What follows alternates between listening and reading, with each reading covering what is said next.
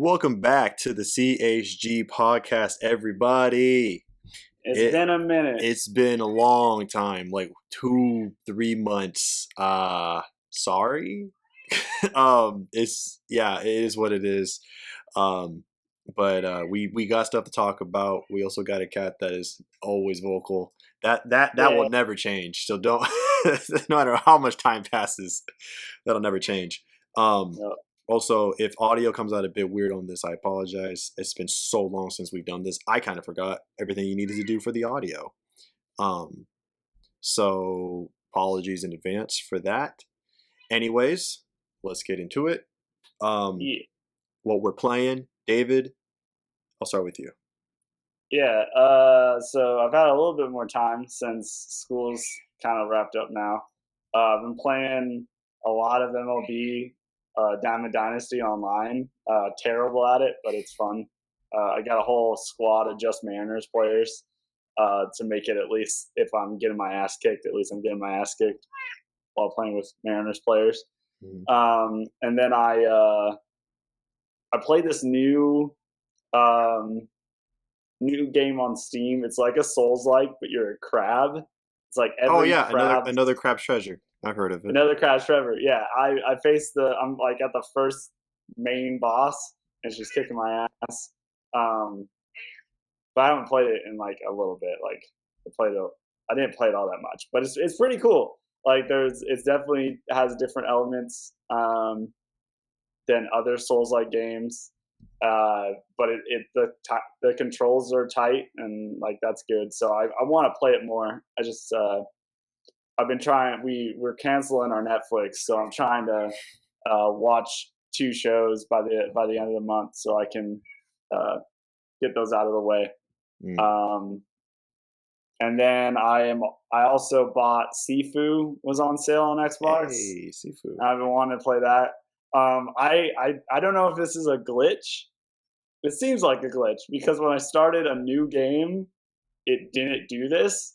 So I started my first game, and I had seen the videos and stuff on Sifu and stuff, and I knew that there was the mechanic of like when you die, you were supposed to get like older. It was a whole thing. Well, I'm playing on regular, like the normal difficulty, and I die once, and I revive, and nothing happens, and I'm like, okay, maybe they give you like one death or something. And I beat the whole game, and I die multiple times, like so many times, and I stay 20 forever. So what's happening is that my death counter, for whatever reason, started at -1. And so when I die, it goes to 0 years instead of like 1, and then it doubles or whatever it does. And it just always was at -1, so I never got older. So I beat the entire game as a 20-year-old, and of course, and like I'm like, I don't get it, but like even like the achievement for child prodigy pops, and I get the achievement for beating it at 25 or younger, and I'm like and I start a new game, like a full new game, and then the counter's at 0. So when I die, I actually get older.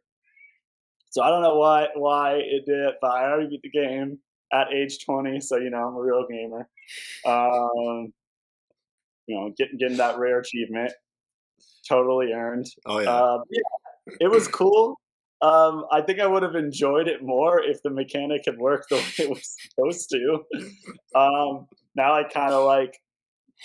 And I have this saved, so I can go back and get like all of the upgrades and stuff pretty easily because I'm at 0. So like it'll continue, like as long as I'm on that one save, I'm pretty sure. Although I haven't checked it since I started a new save, so I don't know if that retroactively fixed it.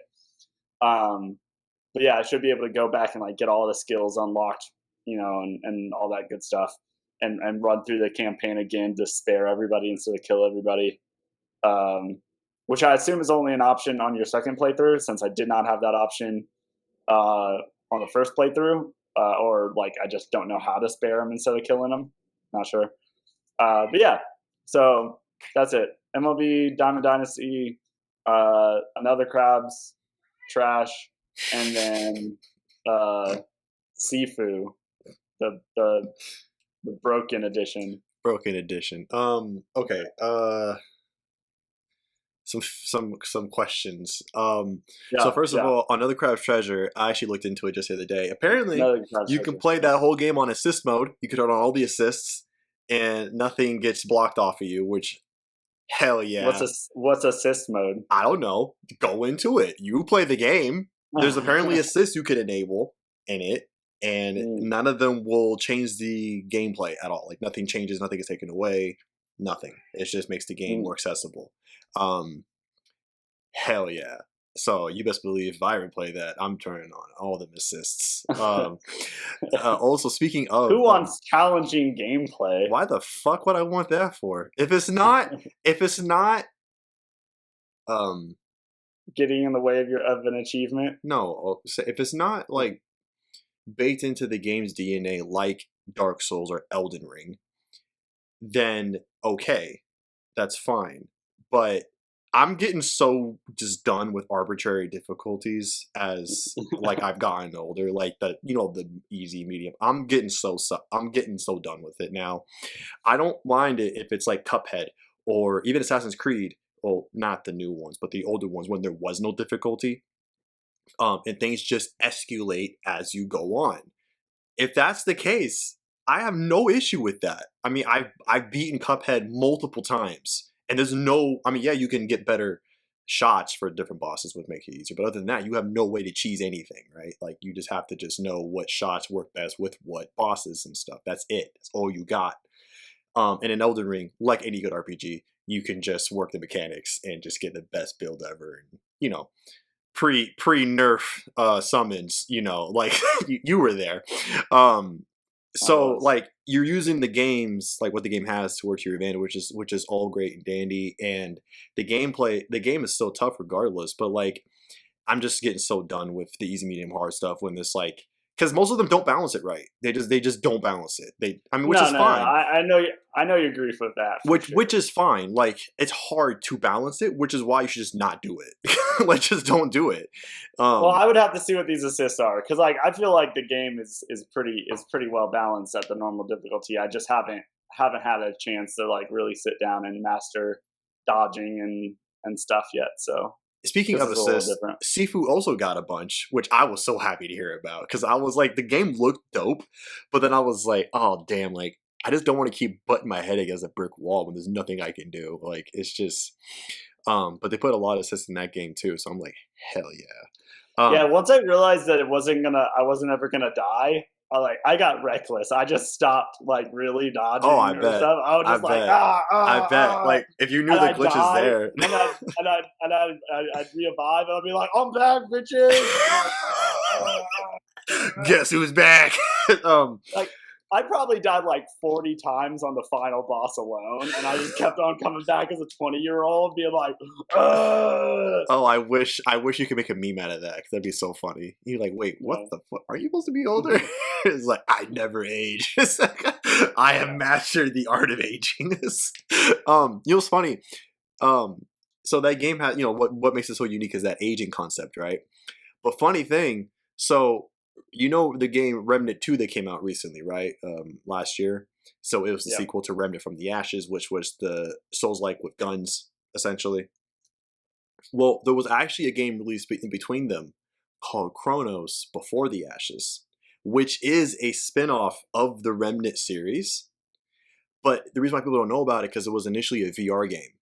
But then they brought it to console. And I say this because that game also has an aging mechanic.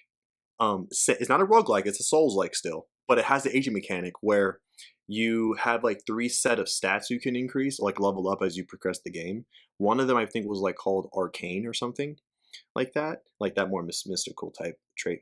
But the thing is, in the early game, it actually doesn't do much for you, and it actually only gets better as you get older. Like you can level up and everything, but it doesn't do shit if you're like 20. But when you're like a wise sage, then the arcade skills like really get beefed up, and it makes it accessible. So like it kind of gives you like you're still like you're not completely at a loss if you keep dying. Like you're still getting something. Oh, there's the sneeze. You still get something even if you're dying, like because you have now have a different build you can do altogether if you wanted to, and like strength or agility are one of those two. Those actually become less viable as you get older, which makes sense. That makes sense. So there's some logic behind it, right? And so, but it's funny people like they act like Seafood was the first that did this, and it's like actually no, it was a lesser known game that did that. That at least kind of did it. At least first time I saw it. Sure.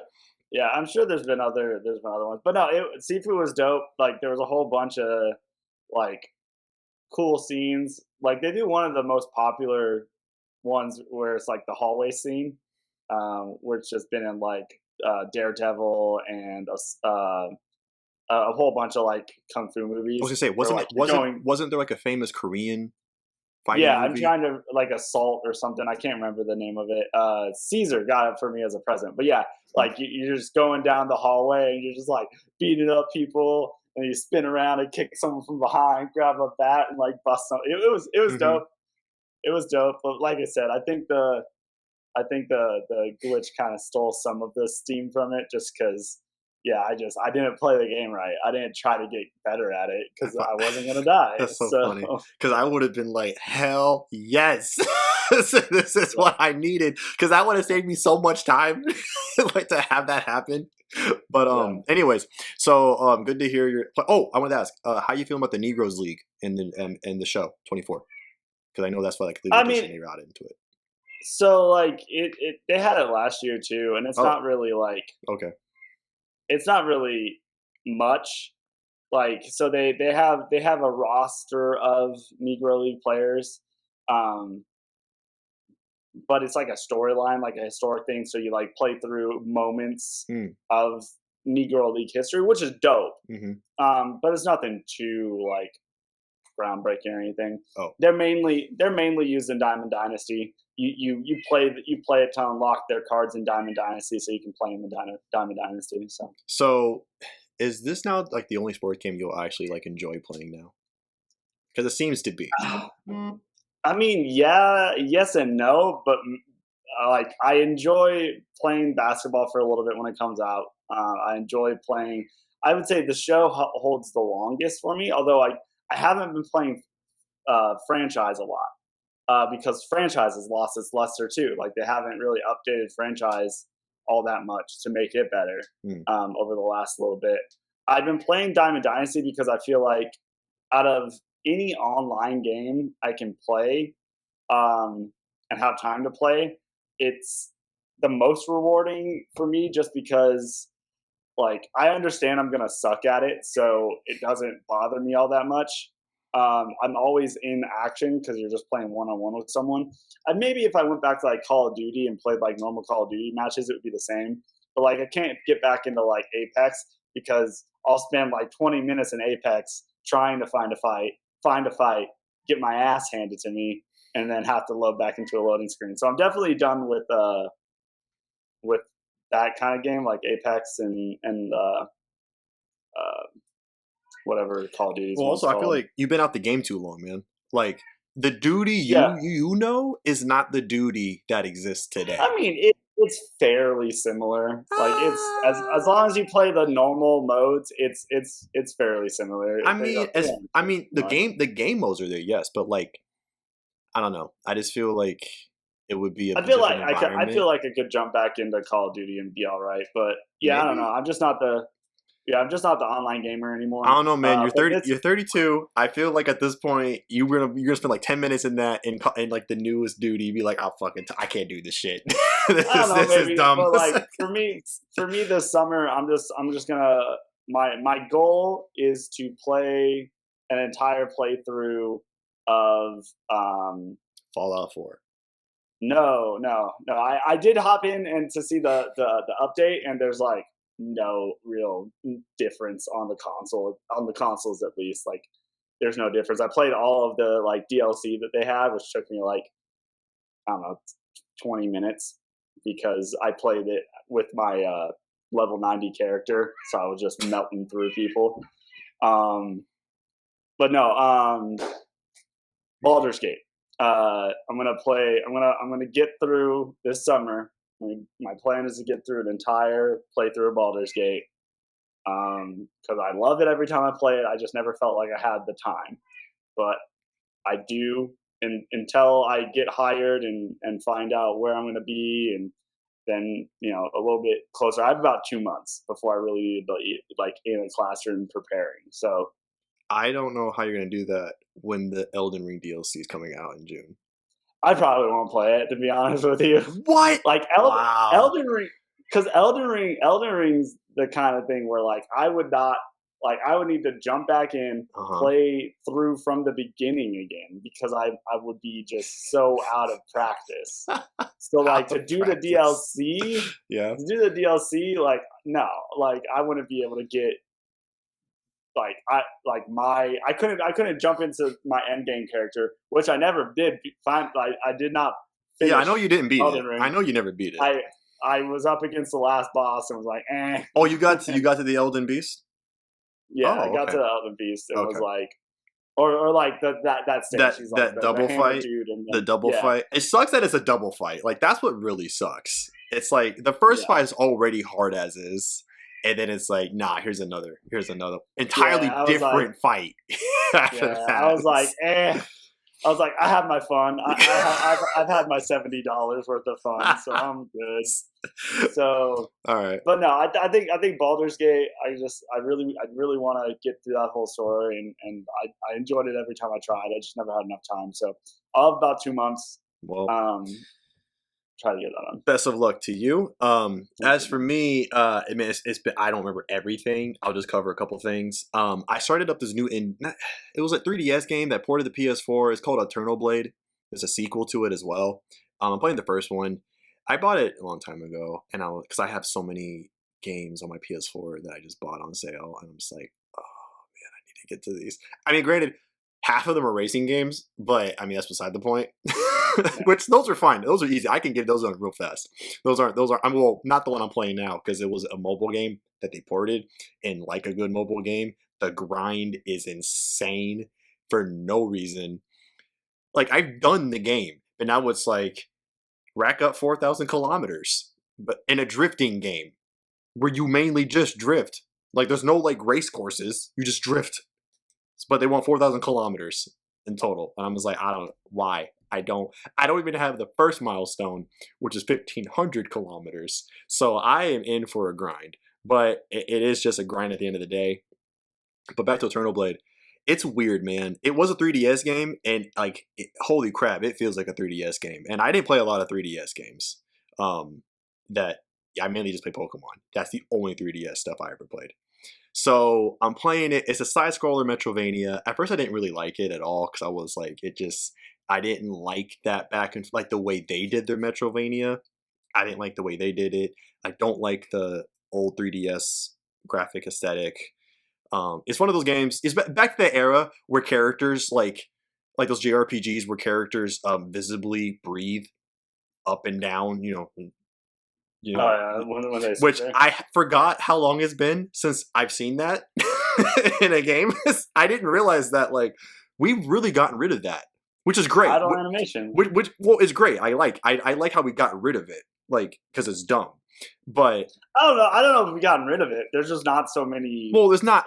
Like, okay, for the games that I played, 3D side scrollers. No, not 3D side scrollers. The breathing animation, like that's what I know. What I'm saying is that's there to add like motion to side scrollers. So it's not stagnant. It's fine if you move a little because I think like in Metroid Dread you did still, but like it wasn't in a sense like they were breathing. It was kind of just like you're kind of just moving a little bit. But this was like a visible breath. It was just really funny. What's the one with the soul something and you like transfer your body into other? I don't know. It was a side scrolling one where it did that. Anyway, it doesn't matter. So I didn't like it at first, and the bosses were annoying, and like it was just like you had to grind a lot to get some of the upgrades you needed. Because if you just played it normally, you won't really get a lot. And the puzzles I didn't like because I don't like puzzles at all. But these were like time-based puzzles, and it was just like a lot of trial and error. And I was like, oh my gosh. But then I realized that if you die enough on a boss, the game will actually make the boss easier. And I was like, oh my god, thank you. Yes, that's what I needed. Like, because I already don't like this game that much anyway. So I just need this to be as easy as possible for me, because there's no difficulties, like at least the ones that you can choose from. So after I found that, I was like, okay, cool. Because now I know if I do struggle with any boss, the game will help me. So I was like, okay, cool, great.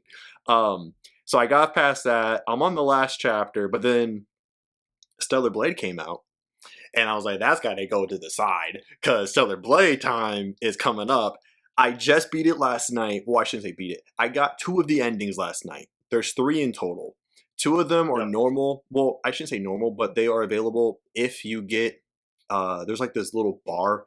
Soon after you start the, not start the game, but after you get like to the main settlement, you'll start seeing this bar that you need to fill up. It's for one of your companions. If you do enough stuff in the game, and you get that to 100%, then you'll unlock an additional mission towards the end of the game.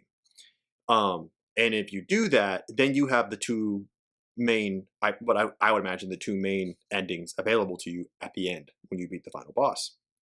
Or when you get to the final boss. You have a choice you can make, and you have to make 1 or 2. They both lead to very different endings. And I did both of those last night. Now, the secret ending, or I'm going to call it secret for now. I don't know. But it's, you get this ending if you don't fill up that bar. So I'm basically going to have to just speed run through the game and ignore most of the side content so that I don't get that bar raised to the top, like to 100%, which is weird because like this is a very much exploration type game. And it's just weird that they had one of the ending conditions be locked to something that you would kind of more organically and naturally fill up just being a gamer. Like most gamers just wanted to do a lot of content in a game. I'm not saying they want to do all of it like completionists, but like they'll do a lot of it. And they might end up filling that bar just by doing a lot of stuff in the open world and whatnot, or finding a lot of, documents and stuff in the game. But so it's just weird that it's like, you do all the stuff we want you to do in the game that we gave you in the game, but we're also locking you out of the ending because you did all the stuff we wanted you to do in the game. Like it just feels but then you play it again. But it feels counterintuitive to me. It feels counterintuitive. It feels like it goes against what the game wants you to do in the first place, which I could maybe see in some weird twisted logic, like that wasn't like an intentional, kind of train of thought. But to me as a gamer, like that just seems dumb. I would have rather liked it if it was like a key item that you can miss, that or like a set of key items related to that character that you need to find. And if you can't find them all, then you don't get that mission. But if you do, then you're good to go. Like I would have rather wanted that, because then at least I could still do all the side stuff again, because I'm on New Game Plus now. And you can get new costumes, new accessories, new gear, but you would have to go out and find it, and some of it is quest related. But now I can't do all those quests because I risk getting that bar up again, and then doing that extra mission, and then getting locked out at the ending. So that's why I say it goes against itself. And there's a lot of things there's a lot of issues I have with the game. But I chalk it up to the fact that this is this publisher's or developer's first console game where they've mostly been doing mobile stuff up until this point. They have lived exclusively mobile games. So I let a lot of it pass. I'm gonna let a lot of it slide, just for that fact. And so, but like if we do get a sequel, I will expect a lot of that to get ironed out, because then they'll have a lot of feedback. They'll be able to learn from their mistakes, read what a lot of people are saying about the game, things that they liked and didn't like. But I'll let it go for now and not penalize them too much. But it's still a fun game. It's an interesting mix of like old school God of War for me, like as far as like the exploration and platforming, because that game, for those who played it, for those who remember, God of War, like the first 3, well, I should say first 5, but before the 2018 reboot, God of War actually had a lot of exploration to find the health upgrades, mana upgrades, and other collectible items. There was actually a lot of exploration you could do in the game. Or to find like extra hidden orbs that you could use for upgrading weapons and stuff. And this game actually has a lot of that too. Even in the linear levels, there's a lot of offbeaten tracks you can take that have hidden boxes for upgrade material. So I liked that idea of it. The plot is actually I almost feel like it's almost a carbon copy of Horizon Zero Dawn. It is that on the nose, to me. I heard it was like Horizon Zero Dawn or Nier Near. Automata. It's Nier Yeah, Automata in like setting. Well, actually, I haven't played Nier Automata. I should admit, but I'll say it definitely is reminiscent of that in the aesthetic, um, in the combat, in the style. Definitely reminds me of Nier slash Bayonetta, slash DMC. So that's where I feel like that's where that comes in. But then like the story itself, now it could be related to Nier as well. I can't say for sure, but since I played Horizon, I can tell you for a fact it is very similar to Horizon Zero Dawn's plot. And always made me wonder, like, are they gonna get in trouble for this? Like, I mean, you can't. I don't know. I don't think you can copyright a plot, but but like, I don't know. It's a bit on the nose in my opinion. But that's just me. But it's still a fun game. And that was that. But before that, a month ago, I played Rise of the Ronin, which I was excited for. I did a live stream for it. I did beat it and platinum it. Did everything in the game for now. Well, I shouldn't say everything because I didn't bother with the midnight difficulty run. But bit of a disappointment, unfortunately, yeah. for me. I love the setting. I love that Western Eastern fusion time period of Japan. That was probably my favorite part of the game. I loved that. I know those Team Ninja still gets criticism for all their loot. I don't care. I don't have a problem with it. But I will say the emphasis on builds is severely diminished here. Whereas Neo 1 and 2 and even Wolong, I can't speak to Stranger of Paradise, but I imagine maybe. But this previous games, you definitely had to start working on a build. Like getting your pieces correct, getting those armor sets, and making sure that those armor sets had like right attributes on them so they synced well, and then doing the same thing for your weapons, which I loved. I definitely see why people finding it very annoying. It would be better just to have it be like a weapon has a set thing all the time. Trust me, I get it. Definitely, it makes things a lot more streamlined. But like in this game, it's just like you don't even need it. It's almost like well, first of all, there's barely even any sets to get in the game that like instead of having like one, like in Neo, for instance, Neo 2, very specific armor had a specific set bonus, right? Now you may not have seen it too much because I know you didn't play it for very long, but like if you found like a Warrior of the West piece, whatever, it was part of the Warrior of the West set. And that was always the case, no matter if you found the lowest rarity version of it or the highest rarity. It always was going to have that set bonus or be part of that set. In Rise of the Ronin, you'll find pieces of armor that you'll find different pieces of armor that have the same set bonus. So it's like it makes it easier to find them, but like it just also makes I don't know, like it just I realized early on that I didn't need to care. Like I really just need like the old motif of just upgrade everything as you go on in the first run through. Just doesn't matter what you have. Just if it's higher defense, choose that one. If it's higher attack, choose that. It was definitely like that for this game. So yeah, the deflecting took me a while to get used to. I personally brought down the difficulty just because when I realized I didn't need to worry about it, I was like, I don't really care. And the plot was dumb. Like, okay, sorry. What's going on in Japan plot was fine. That was cool. That I did not care about. But your character in your twin subplot was completely dumb, barely existent, and it kind of just like left you without like a purpose in the world at all. Like in Neo 1, it's based on a real English swordsman who went to Japan. So you're basically playing a real life situation. Neo 2, yeah, you're a mercenary, but at least you're like a shifling, and people acknowledge the fact that you are half yokai and half human, and you're helping out your buddy, who was a real person who rose the power. I can't remember his name. It was like Toku something. Nobunaga. No, that was Neo 1. Neo 2 was the one before Nobunaga. Tokugawa? I can't remember his name. Tokugawa. Yeah, that's another one. But he was the guy who ruled Japan before Nobunaga. Well, actually, after Nobunaga, it was you meet him Yeah, before, but then he rules after. But I cannot remember his name. I apologize for all the historians. But like, you're with him from start to finish, and every cutscene. Yeah, you don't talk at all, but like you're with him. You see his progress. You see that. You see how Japan grows as leadership changes through the shiftling's eyes. And the game actually does come full circle with your story about your mom, coming to help you out at the end of the game and all that. So you get some like agency for like how your player character interacts with the world. Wolong, okay, not really with Wolong. You're kind of just there again.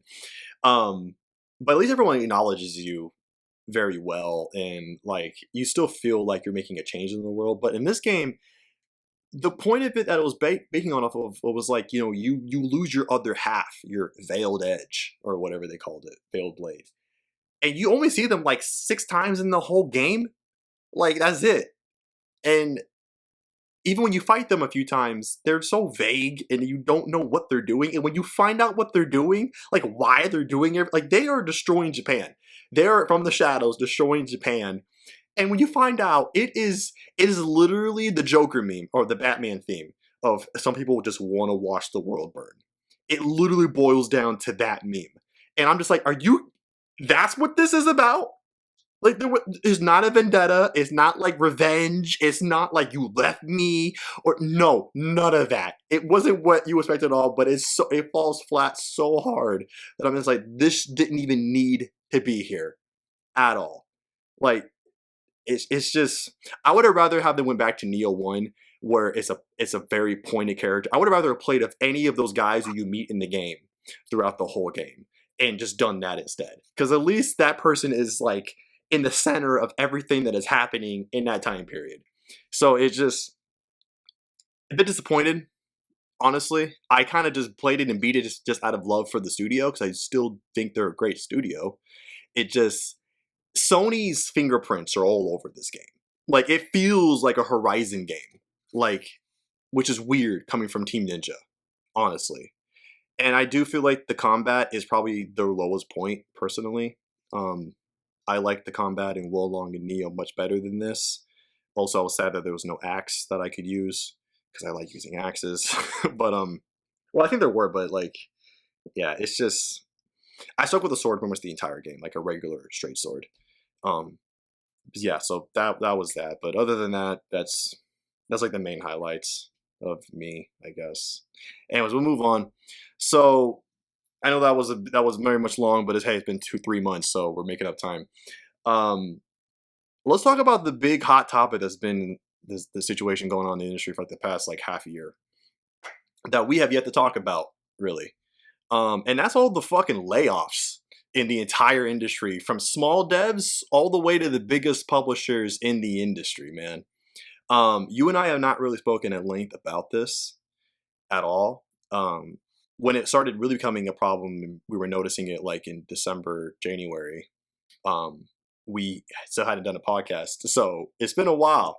So I want us to discuss kind of like our thoughts on it, like give our takes, not really providing any solutions per se, but just kind of just give our thoughts. 'Cause I know we've been seeing it, whether that's from articles or watching other videos or whatever have you. Um, so I figured we could talk about that. So David, you can start off.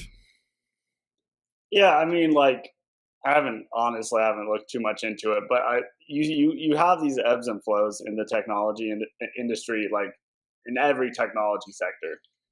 You'll have huge buildup, probably over buildup, and then you have a correction, and most of the time it's an overcorrection.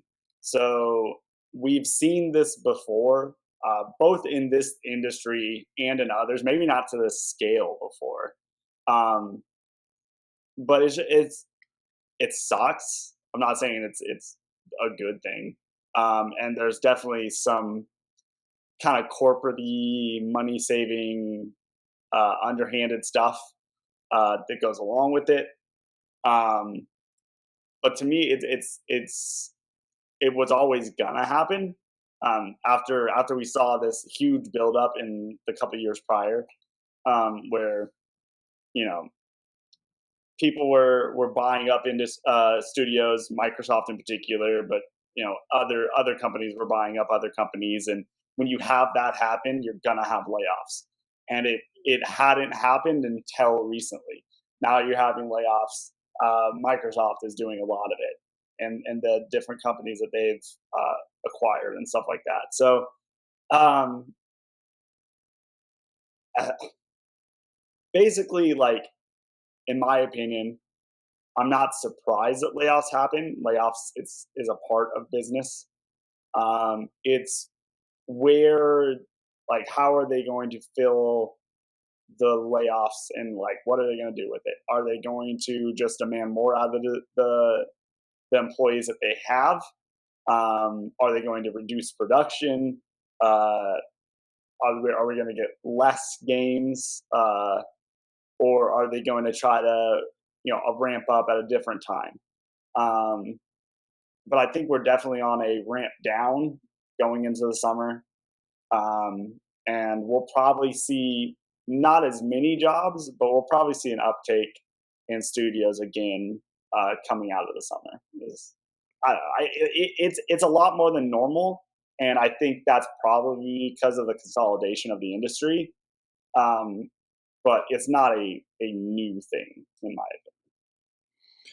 opinion. Well, I mean, as far as being new, yeah, I'm sure it hasn't. Now, we're all, I think, a lot of us in our 20s and 30s, like when we were playing games as kids, we didn't really have the internet as it is today to know if the industry was in a bad spot, like in the 2000s or something, right? Like, even if it was, we don't know. We didn't know. We just knew we were playing GTA 3. That's all we knew. Well, for me, it was Ratchet and Clank, but for most of you, it was GTA 3.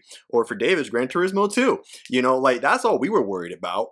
We were just having fun being teenagers or preteens or even younger playing these games, maybe not even knowing if there was a boom. And even if there, or a bust, I should say. And if there was, half of us weren't reading the, Electronic Gaming Monthly or the PlayStation magazine or the Xbox magazine or Nintendo Power that would even talk about this, right? Like, I felt like the industry back then was kind of like wrestling in the sense that there's an idea called kayfabe where you don't peel back the curtain. So it wasn't until like the 2010s where both the industry and wrestlers and everything started kind of peeling back and acknowledging the fact that yes, this is predetermined. It's not like, we're not actually fighting each other like with no reason, like it's all storyline driven. Because we as audiences grew to learn that, and like it's just like, hey, we already know, so just come out with it. Like, we still want to watch, which I think the industry was the same way. Like, they were way more hush hush than they used to be nowadays, and that's because of the internet. Like, you might as well just not be hush hush because you're not going to be able to get away with it anymore because we're just going to be able to find it. So there probably were other busts. I mean, everyone knows about the 1980s one, but like that's because it's been highly publicized. But we don't, like, I'm sure there were other ones in the 90s or 2000s that we just don't know about for whatever reason. So I think part of it is also because like this is probably the first big one that's been publicly known at a wide scale, and why we're kind of not overblowing it, but making it a big deal because it's the first time a lot of Yeah, us have come across it before. Like, none of us were around in '83 when we had the first one, with Pac-Man and ET almost, I guess, double single-handedly destroying the industry as we knew it, which was also just the final straw of a lot of oversaturation of that market at the time. But I feel that's part of the reason, like, why it's now become even just such a big talking point in the first place. But make no mistake that you are correct that, like, indie industry and like all industries, there will be booms and busts. And this may be the bust that is following the boom that we had during the pandemic. Because if there was one industry that benefited from the pandemic, it was the gaming industry. And I'm sure probably other techs and well, yeah, like all those services, live services, Netflix, Hulu, like those industries, as mean as it is to say, they were like they're probably begging for another pandemic. They want another lockdown because then you have no choice but to watch our programming and play our games, which is what we did. Like if those who remember who were watching the news or read it or come across it, whatever, like gaming was up like triple digits. Like during 2021, 2022, like 2023, like gaming just hit the stratosphere, right? It was an all-time high everywhere. Sales were great. Player counts were insane. Yeah, because of course they were. Because what the fuck was we gonna do? But like, I feel that's where my frustration comes in though, because yes, there was a boom, a very clear boom. And when you have more people, when you have more demand, you need to meet that demand. Duh. And so industry companies need to hire more devs, more coders, more everything, which is fine. Like you got to meet the demand. I get that. But what frustrates me is how it's, at least to me, the way I see it, is how little foresight they had into after, which always blows my mind with even big companies. And maybe they do, maybe they don't.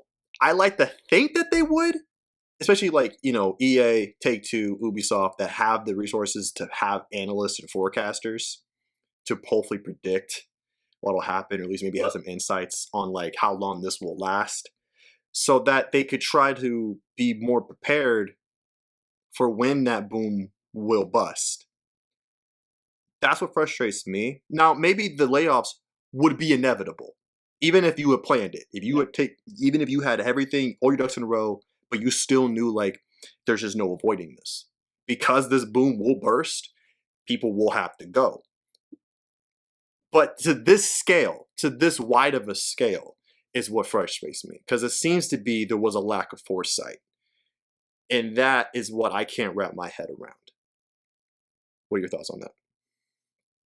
I just think that like kind of what you mentioned is that it was going to happen. So what you have from a business perspective is you want to make as much money as possible within the time period that you have. So you're not going to plan for, you're not going to start scaling down before you have to. So these jobs that were lost, it is tragic. And I think the only thing that they could have done better is maybe prepare, is been honest with their with their employees about when jobs are going to be lost. But then you have the fear of people leaving beforehand before you're ready to lose that amount of people. Not saying that that's a honest way to do a business, but that's just the way it is. I just like these jobs are going to be lost eventually.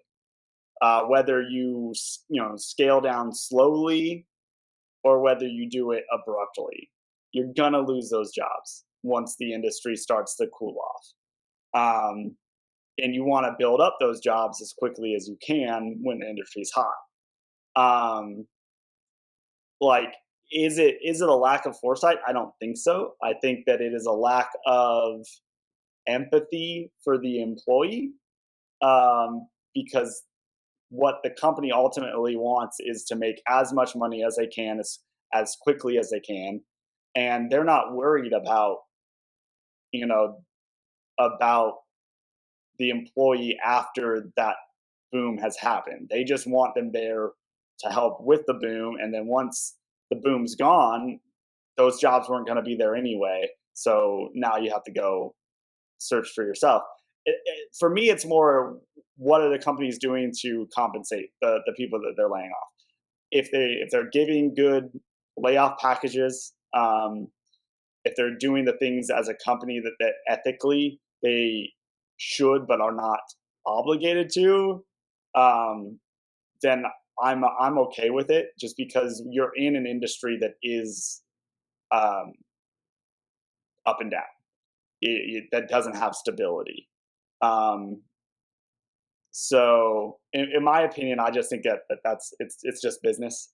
Like, you want to make as much money as you can, or the companies do, as quickly as you can, and you want to run your stuff up until you hit the wall, and then once you hit the wall, you cut all losses.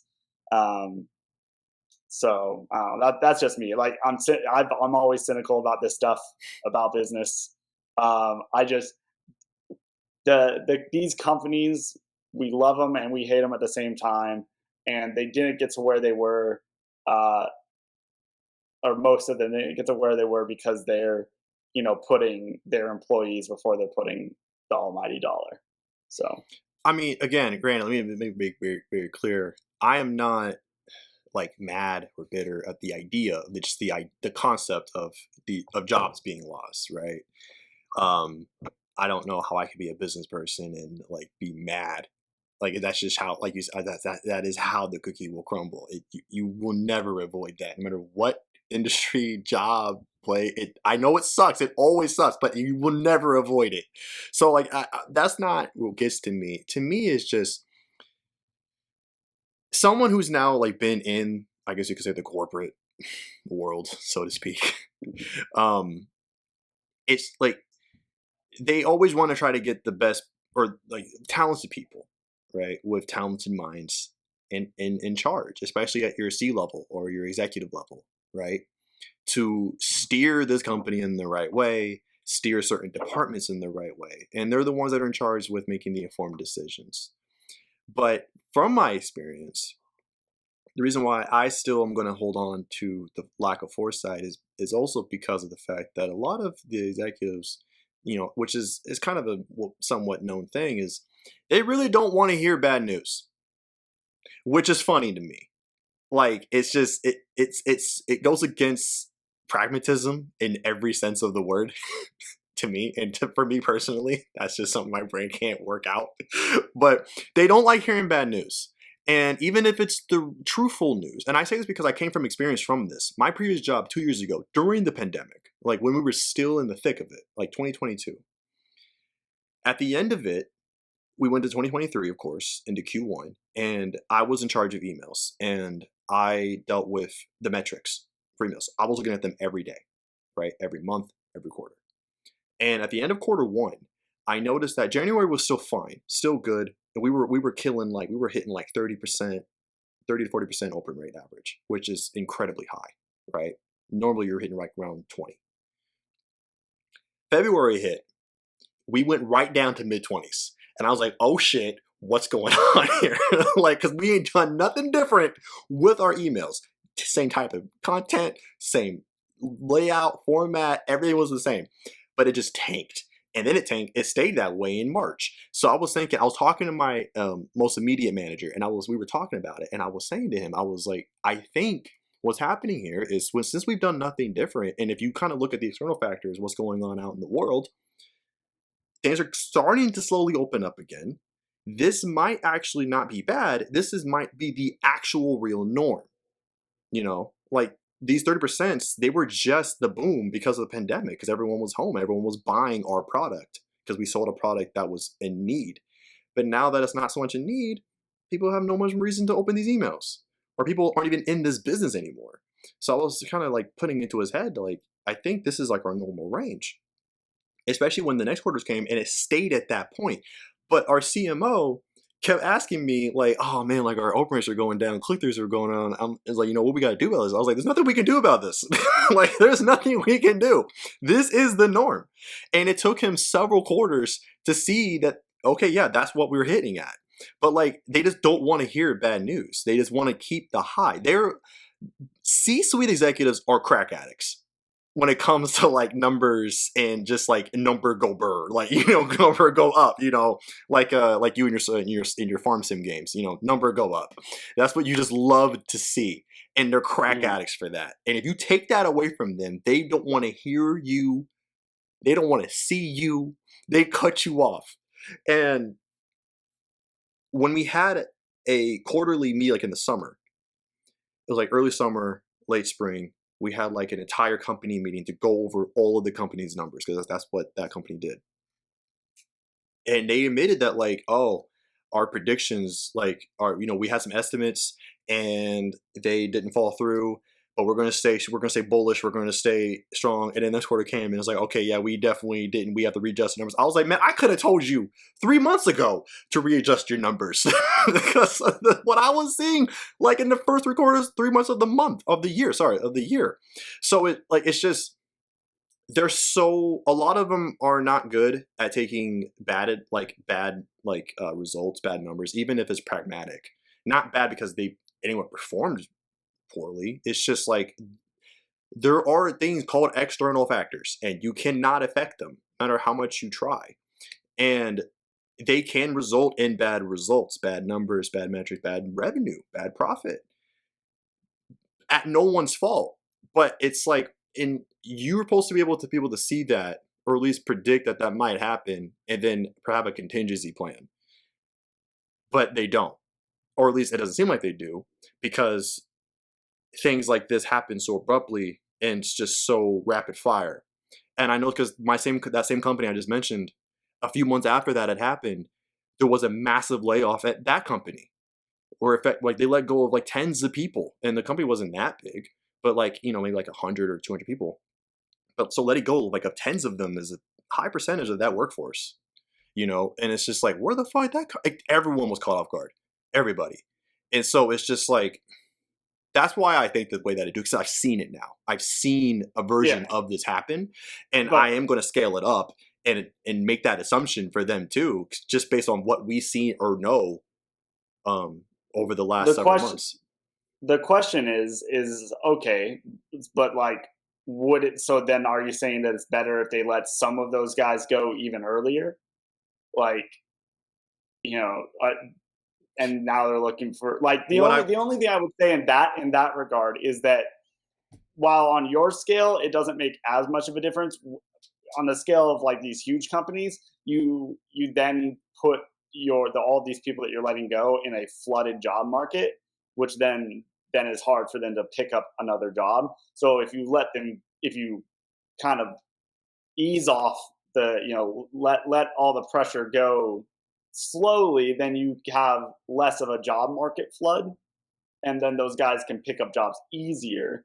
But those jobs, if they would have listened, right, if they would have been like, oh no, this is the new norm, we need to start planning for it, so let's stop our hiring, if they were hiring more at that time, let's stop our hiring and let's start to downsize now, you're still going to be losing those jobs, just you're losing them earlier. So I don't know, to me it's yes, it probably would have been better for the business if they would have done this earlier, but it would have been better for the business, not necessarily for the worker, because then you're out of job, and now you have to find a job. Most likely you're going with a job that pays less, so having that job for more time would be better. Now, if the best thing a business could do would be to go to their employees and say, hey, you will be laid off in 2 months. We're giving you this time for you to job search for the next 2 months to go find a really good job for yourself. That would be the best employee thing to do. No company is going to, I won't say no. Most companies aren't going to do that, because as soon as you tell someone, hey, you're going to be laid off in 2 months, then their productivity most likely goes down. And if they find a job before that 2 months, then you're out of an employee maybe before you plan to be out of an employee. And then what do? You're not going to hire again to fill that spot if you were going to get rid of that spot in 2 months, but you still needed that spot to be done up until those 2 months. So now how do you fill that spot? So that's my problem with it. Just coming out as thinking as a business, again, what's best for the employee is what I want, but unfortunately, most companies aren't run by employees; they're run by corporate. Well, the counter your question, and keeping it related to the gaming industry that we're talking on, what they did now doesn't work really much either, because all of these layoffs happen at the same time, but also the industry has gone down. So you now have too many people with no jobs at all. So I mean, Yeah. I'm not saying mine would. I didn't really present an alternative. I just said what I've Yeah. seen. But Yeah. if we did go with that, I was thinking that, but I didn't. Again, that's like they wouldn't do that, like of like letting them know ahead of time. I like to think in my head that would work because it would work for me, but like I know Yeah. Yeah. Yeah. It'd be most great. people would be scared for the next 2 months, like deathless, right? But Yeah. um, if they had, even if it was abruptly, but if it was done like a year ago, right, and with more piecemeal, and first of all, they may not have need to let go of as many people because they wouldn't have been in such a financial like a financial hole. Yeah. So maybe you could That's true. let go of half of whoever you're, maybe 50 instead of 100, right? But also, since the industry would have still been in a better spot, yeah, they're gone, and maybe because because there's so many jobs and competition, like maybe they wouldn't have been as good paying, but at least they could probably have a much quicker chance of getting a job sooner than now in this environment at the moment, where there's such a pool of people, but also a reduction of the jobs. Now it's like they're in a worse spot than they were before. Oh So yeah. that's my counter to that. So I'm honestly, of course, there's no good, like there's no perfect solution to this, which is why I didn't really want us to present solutions to this, because really is there is no go-to resolution in the situation at all, and not just for this industry but any time this has to happen. I mean, because my company was affected, several other companies of all types of industries, of all types of sizes, were affected like this, where they had to downsize, or they thought they could keep riding this way forever, and then when they couldn't, they were like, oh shit, code red, gotta let go of people, because employees are the biggest expense any company has. So like that's kind of my response to it. But again, like the thing that also, like, this situation gets inextricably linked to the fact that the overall health and condition of the industry, not just because of the employees like being let go thing, but it kind of also illuminates another problem of like, you have all the consolidations, all the acquisitions, but then you also have like the fact that if there's one constant in the industry, it is that development costs are always going up. Because whether we're in pandemic mode or not pandemic mode, whether we're playing games or not, audiences always want more and they always want better, right? Which means higher dev costs. And it's and with that means you're gonna want more talented people to work with the highest technology you have, but those people are gonna want more money, which then also makes the companies um, more stressed to get bigger and bigger and bigger profits for these huge games that come out. I don't know if you saw, but apparently Square apparently is taking some big loss off because apparently Final Fantasy VII Rebirth didn't perform well. Now, what well is, I don't know, but apparently it didn't meet their marks, and they're taking a loss apparently on Final Fantasy VII Rebirth. Right, like that was supposed to be like, I'm sure it still will be like the biggest, at least Sony game of the year. It's gonna be a game of the year contender, no doubt about it. It probably will win some game of the year's awards if they don't include Elden Ring DLC in it. but but if they included fucking Cyberpunks, they'll probably include Elden Rings. So it's like how, but like if they can't do that, if that cycle can't continue, something has to give. But it's like we're only demanding more wage. Well, part of the reason why we're demanding more wages is because everything else around us keeps going up. So it's like something has to give or something will blow up, and it could just, and that illuminates a part of the problem just like of just our general economy, not just the industry. Yeah, I was Like about to say, it plays a part. you're getting Yeah, into I'm getting to a even bigger issue, but like yeah. wages are a part of the game development costs, and so, but like there's a reason why those are going up, or we want more. Yeah. But regardless, like it's just so it. But like these layoffs present a part of that problem, because it's like when you want to, because like we're hearing companies talk about how like they're getting out of game development, or they keep blaming the volatile nature of the industry, and it's like that's not true. but it also like we need to talk deeper about this, like as an industry, like something has to give. It's like we want more, but then devs want more, but then the companies want more, and the shareholders want like we everybody involved wants more, and we can't something we can't be asking. All of us can't be asking for more forever because it just seems to be at some point or another it will be unsustainable. Or even if technology gets better, we have to deal with we have to just accept the fact that most of the games that we play will not take advantage of this technology. Like I don't know if you heard, Rise of the Ronin is not a PS5 game at all. It looks like a really good PS4 game. I know some people are saying PS3, but like that's just for the clicks. But like it looks like a really good PS4 game. Like 2016-ish, 2017-ish. Like it looks about as good as Nier Automata, you know. I think Horizon looks a little better. God of War definitely looks better, but it looks like a good solid midlife PS4 title. It does not look like a PS5 game at all. It looks like it does not look good. Stellar Blade looks better, but even that game doesn't look like what I imagine a PS5 game is supposed to look like. I still think, even though I haven't played it yet, I still think back to Last of Us 2, like the clips I've seen in that game. And yes, different type of game, but still, I look at that game and even the gameplay, I'm just like, holy god damn, like that looks like a PS5 game, even though it's not. You know, like you look at that and like Ghost of Tsushima, still like another one. Like what? Like like these look like like the highest level of a PS4 game you could possibly get. You know, um, and now we're like 5 years into this generation, or almost 4.5, and it's like doesn't feel like it still. Like even these first party games where they only have to worry about one console still don't look like it. Now I'll let the Celebrate go because again, indie dev and all that, first time making a console game, I'll let it slide. But Rise of the Ronin, there's no excuse. Like Neo 2, bro, you played that one. Neo 2 looks better than Rise of the Ronin.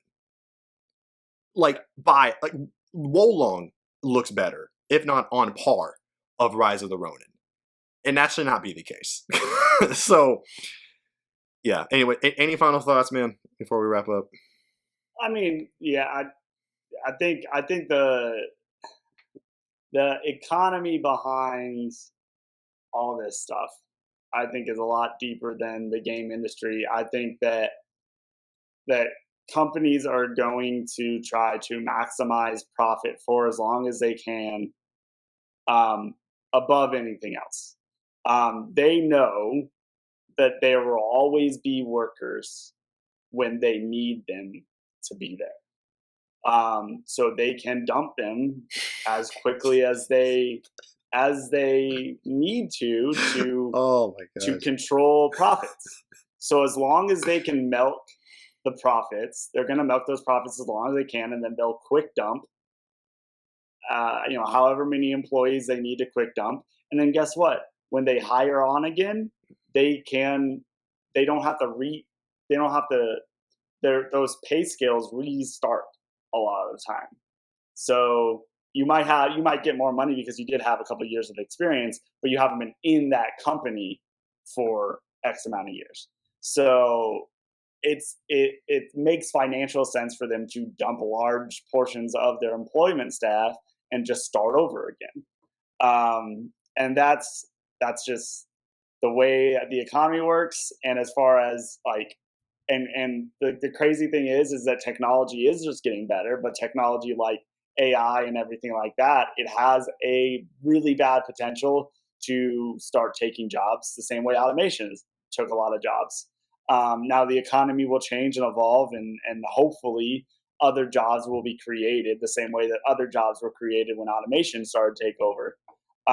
But we're going to see a change here in even the technology industries, which we thought for a long time was kind of proof, or the art industry, which we thought was kind of technology proof. That's not going to be the case for too much longer now, and we'll have to see how those technologies get integrated and with what efficacy they get integrated. And our politicians are going to have to get out in front of that. Oh shit. Okay, we're getting deep now. You need to slow down, buddy. Yeah, Slow yeah. down. Slow down. I won't get too deep into that. But what I will say, just on to wrap this up, I'm not surprised.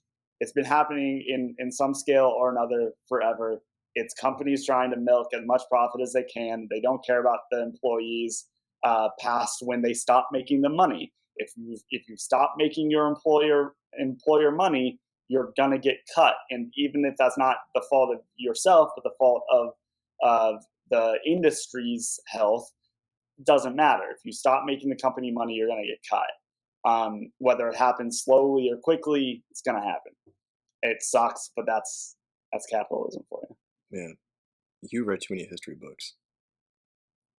You must be a joy to have be taught to in class. You must be a goddamn joy. Shit, aren't you? That's what I do. Go ahead to talking sports and shit, where you can just be happy.